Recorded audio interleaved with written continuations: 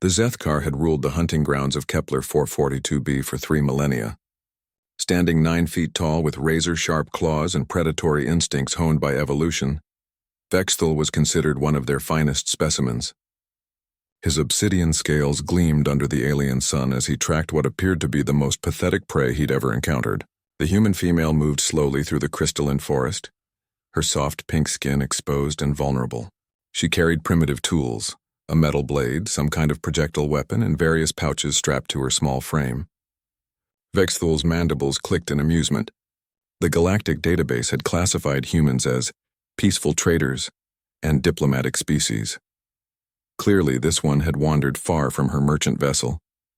"Little prey," he called out in Galactic Standard, his voice a rumbling growl that made the crystal trees vibrate. "You trespass on sacred hunting grounds. I am Vexthul, apex predator of the Zethkar. Flee now and I will grant you a 10-minute head start before the hunt begins."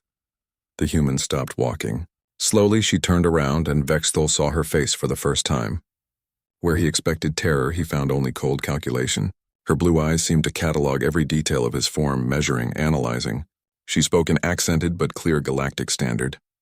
"Name Sarah Chen, Terran Marine Corps 2nd Reconnaissance Battalion." She set down her pack with deliberate care. "And I don't run." Vexthul's laugh was like grinding stone. "Terran Marine? Your species has no military worth mentioning." The Galactic records, Sarah interrupted, checking her weapon, "are about 20 years out of date. We've learned a lot since first contact." Something in her tone made Vexthul pause. The prey wasn't acting like prey. Where was the fear scent? The trembling? The desperate pleading he'd come to expect from the dozens of species he'd hunted across the galaxy? "You should know," Sarah continued conversationally, "that I didn't wander into your territory by accident. My ship detected your hunting party 3 days ago. I volunteered to come down here." "Volunteered?" Vexthul's confusion was evident. "To die?" Sarah's smile was sharp as the blade in her hand. "To test a theory." Without warning, Vexthul lunged. His species could cross 50 meters in seconds, claws extended, powerful legs propelling him forward with lethal force. He'd used this attack to bring down creatures twice his size. Sarah didn't run. She didn't even flinch. Instead, she sidestepped at the last possible moment, a movement so minimal it seemed almost lazy, and drew her blade across Vexthul's extended arm as he passed. The monomolecular edge parted his scales like they were paper. Vexthul crashed into a crystal tree, genuine surprise flooding his system. In 3,000 years of hunting, no prey had ever landed the first blow. "You see," Sarah said, pulling a small device from her belt, "we humans have this thing called persistence hunting. We're not the fastest or the strongest or the most heavily armed, but we don't give up. Ever." The device projected a hologram, galactic news feeds, military reports, scattered fragments of information that painted a picture Vexthul had never imagined. Human colonies defending against impossible odds. Human ships ramming massive alien dreadnoughts. Humans walking into certain death rather than surrender. The Korthax hegemony learned it first, Sarah continued, circling slowly as Vexthul regained his footing. They thought they'd conquered Earth. Took them 2 years to realize they weren't occupying our planet. We were hunting them through our cities. Every street corner, every building, every shadow. Vexthul struck again, this time more cautiously. Sarah's response was immediate and brutal. She slipped inside his reach and drove her knee into what her tactical analysis had identified as a vulnerable joint.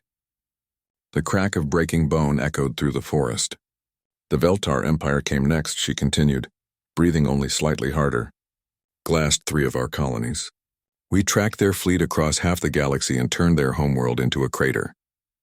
For the first time in his life, Vexthul felt something he'd never experienced: doubt. This human was methodically dismantling him piece by piece and seemed to be enjoying herself. "The thing about humans," Sarah said, deflecting another claw swipe and responding with a precise cut that severed tendons, "is that we're persistence predators, wearing the mask of prey. We let you think you're hunting us, but really, we're studying you, learning your weaknesses, waiting." Vexthul collapsed to one knee, his left arm useless, his right leg barely supporting his weight. "Impossible," he gasped. You're just prey species." Sarah's laugh was genuinely amused. "You know what gave us our first clue about your people? Your hunting grounds. See, persistence predators don't have hunting grounds. We have hunting ranges. The difference? Hunting grounds are where you wait for prey to come to you. Hunting ranges are everywhere we can follow you. She gestured to the sky, where the distant glint of metal was barely visible. There are 17 Terran ships in orbit right now, tracking every Zethkar vessel in this system. We didn't come here to run from you. Vexthul's world was crumbling around him. Then why? We came here to hunt you, Sarah said simply. To show the galaxy what happens when you mistake human kindness for weakness. When you see our diplomacy as cowardice. When you call us prey. She knelt beside the broken predator, her voice dropping to a whisper. Here's what's going to happen. You're going to live through this. You're going to go back to your people. And you're going to tell them exactly what you learned here today. Vexthul looked into those blue eyes and saw something that chilled him to his core.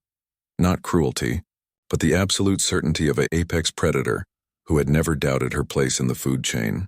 And what did I learn? He whispered. Sarah stood shouldering her pack. That humans don't run, we hunt, and we never, ever stop.